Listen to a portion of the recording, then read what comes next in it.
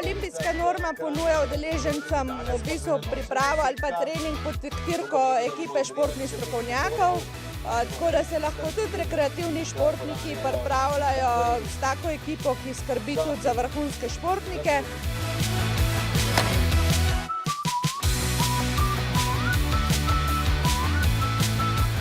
Ekipa strokovnjakov je podobno kot lansko leto. Novost je videoanaliza teka, katero se lahko vsak ogleda, dobi tudi informacije od strokovnjaka glede pravilne tehnike teka.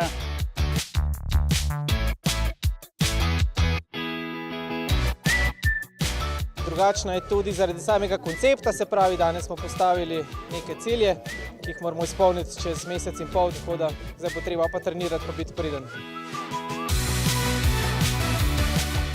To, da bom potem izpolnila normo za Ljubljano v finale in da bom šla v žrebanje za Pjongjang. Se bodo pa letos žrebale tudi štartnine za nočno desetko.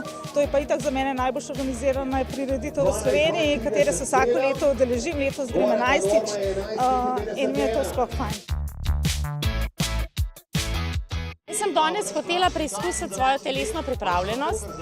Tudi SKB banka sodeluje v tem projektu skupaj z Olimpijskim komitejem Slovenija.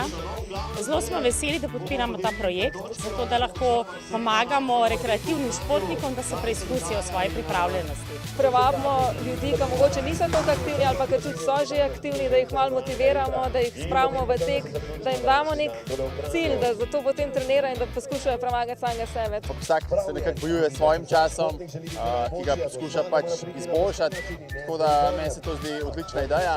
Zdaj, moj namen tukaj bo tudi malo, da smo dali še eno dodatno tako bolj zabavno zadevo, en tak olimpijski izziv.